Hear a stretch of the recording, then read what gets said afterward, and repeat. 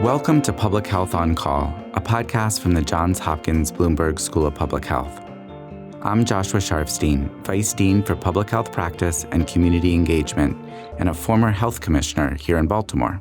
Our goal is to bring evidence and experience to illuminate critical public health issues.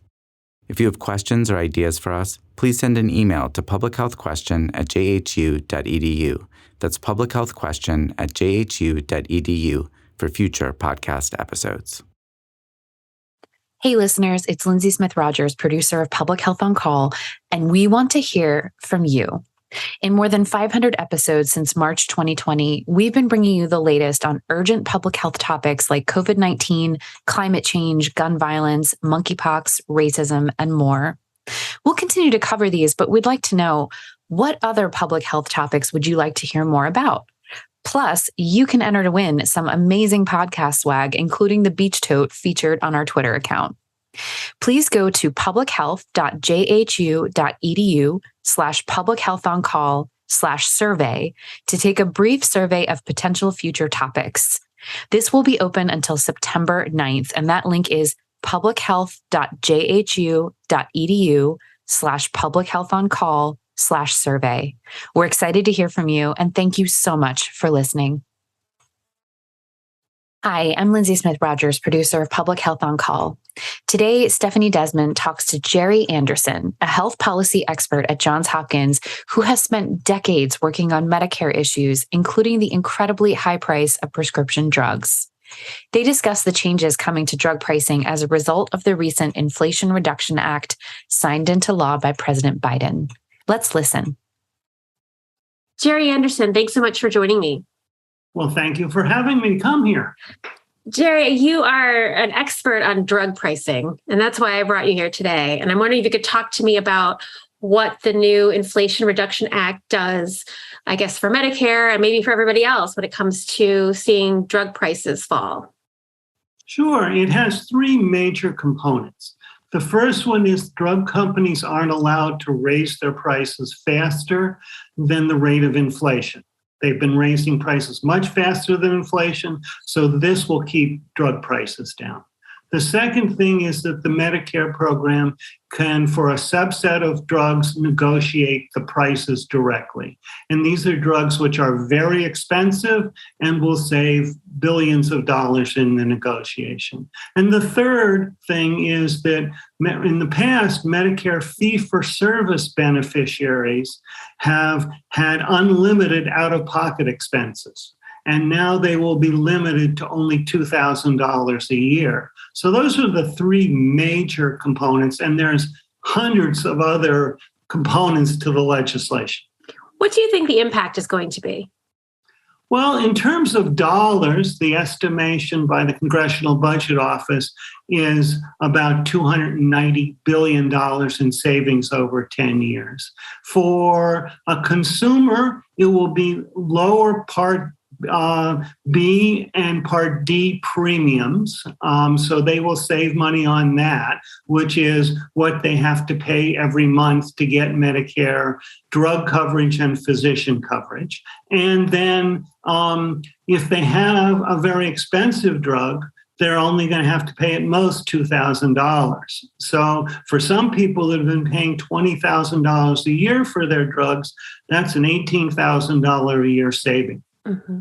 Why wasn't Medicare able to negotiate better prices for its clients? So in 2003, the Congress passed legislation establishing the drug benefit in the Medicare program. But they decided, unlike all other government healthcare programs where the government sets the rates, that they were going to have the private sector set the rates. So they created these entities called PDPs, or pharmacy drug plans, and they are the ones that negotiate with the drug companies over the prices. And it turns out that for many things, they're able to negotiate very good prices. On the other hand, if they can't have anybody compete, if there are not two drugs that do the same thing, then they have no bargaining ability, and the drug companies can set whatever price they want. So what we found out once the program started is where the program works and where the program does not work. And where it does not work is where there's only one drug that treats a particular disease. Mm-hmm. But that's almost 20 years ago now. So that seems like it's been a real issue all that time. It is an amazing issue. So I helped work in 2003 on the legislation. And then when Nancy Pelosi became Speaker in 2005, with the Democrats taking over the House of Representatives, they called me in and said, we're going to try to pass legislation, which they did, allowing the government to negotiate the drug prices. However, when they were debating the Affordable Care Act, they said, well, we'll give up on that issue in order to get the Affordable Care Act passed in 2006, 2009, in that period of time. So they essentially gave up on it until very recently. It's always been on the agenda, but it is, it's now is the time that it actually, we got a specific piece of legislation through. Are you surprised it took so long? No, I've been in Washington for a very long time, and I just expect everything is going to take a long time. I'm almost unable to name of a piece of legislation that happened immediately. I mean, they always take 5 years, 10 years, for two reasons. One is just to get the American public, and therefore the senators or representatives, understanding the issue. And then second of all, from a technical point of view, getting the legislation to work the way you want it to do. It's very complicated. We spent time in the last 2.5 years working with the U.S. House of Representatives in their version of the legislation. And then it moved over to the Senate, and the Senate said, no, we don't like that version of the legislation. We want to design our own. So they developed their own version of the legislation. And so it just takes a long time. You have to talk to a lot of people, and you have to think of every eventuality that you can possibly do. And you still don't anticipate all of them, but you do your best. And so it just takes a long time. I mean, ballooning drug costs in this country are a huge economic issue. Will someone like perhaps you or I, we have private insurance, and is this going to impact our bottom line? So it will, for a number of reasons. First of all, the rate of increase in drug prices will apply both to the public and the private sector, because the government, the drug companies only raise one price, the price for the drug. So it's the price for you, and it's the price for a Medicare beneficiary. So, and as I said, they've been going up much faster than overall inflation. So everybody will, in fact, benefit from the legislation. Mm-hmm. Mm-hmm. Now, one thing that we've heard we've heard a lot of talk about is that they tried to cap insulin costs at $35 a month, and that failed. And I'm wondering if you could talk about sort of why you think that failed and how important it would be to get that passed later. So it was something that was supported by the Democrats and a minority of the Republicans, but not enough to overcome a filibuster. The most of the bill passed under reconciliation, which meant that you could do it with only Democratic votes. But for this, which applied to the private sector, it was not deemed to be appropriate under reconciliation. So you had to go and get a 60-vote majority, and the Republicans weren't willing to do that. They wanted the market to determine the rate, instead of the government determine the rate. Do I think it makes much of a difference? No. And there's two reasons why I don't think it's going to make too much of a difference. The first one is we've been working with a number of groups that are nonprofit entities that are going to manufacture insulin, and they're going to manufacture insulin at $35 or $40.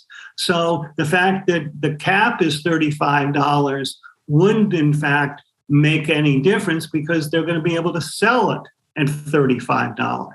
The second thing is that many states, including the state of Maryland, have capped the price at something like $30.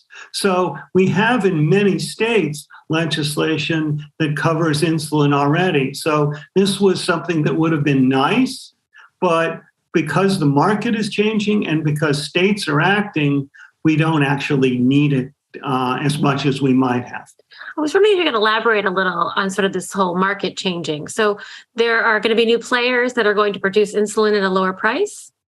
So there are, and we have been working with them. So one of them is the state of California.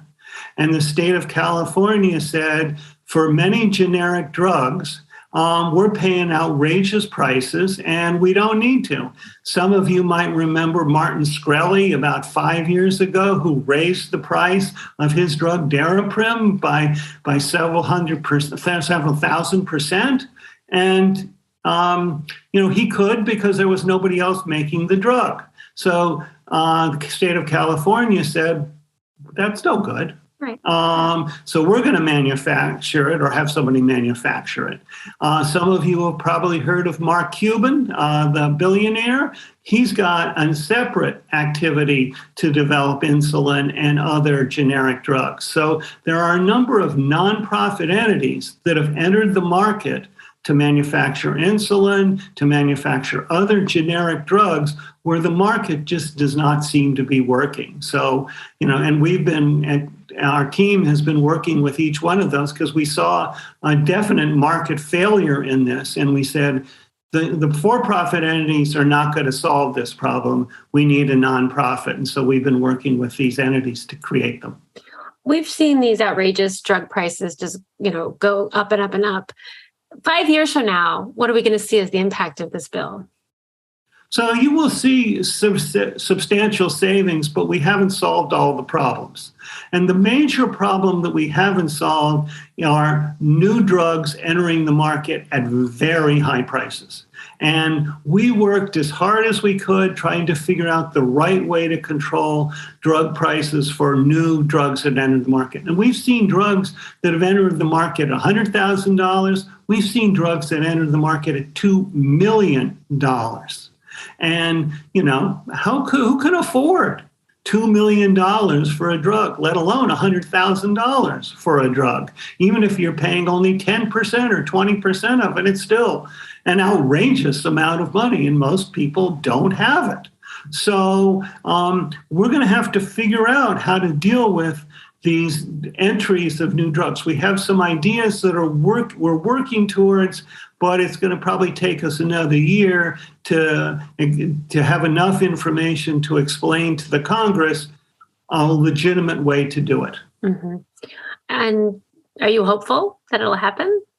Well, I'm always hopeful. I mean, you wouldn't be in a policy person at Johns Hopkins or anywhere if you didn't think that ultimately you'll make a difference. If you're looking to make a difference tomorrow, you're probably not in the right profession. But if you're looking to make a difference in 3 years, 5 years, in my case, almost 20 years on drug pricing, yeah, I'm always optimistic. And having done this now for 40 years, I can tell you almost the time we ultimately win. We don't win tomorrow. We don't necessarily win this year, but we ultimately win because in most cases we're doing the things that really the government needs, the public needs, and are the right things. So I think, yes, you've got to be optimistic. And I guess I'm curious sort of where you think this stacks up sort of as a policy. I mean, is this a big deal?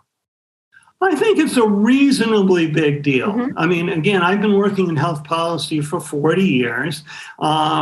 originally helped design how the Medicare program pays hospitals. And I think that was a big deal. I think obviously the Affordable Care Act was a big deal. This is in the scale of the things, a pretty big deal. I wouldn't say it's one of the top 3, but it's in the top 10 of the big deals. Excellent. Jerry Anderson, thanks so much for joining me. I had a great time. Thank you. Public Health on Call is produced by Joshua Sharfstein, Lindsay Smith Rogers, and Stephanie Desmond. Audio production by J.B. Arbogast, Holly Cardinell, Spencer Greer, and Matthew Martin, with support from Chip Hickey. Distribution by Nick Moran. Production support from Catherine Ricardo. Social media run by Grace Holes Fernandez and Amber Bryan Singletary. Thank you for listening.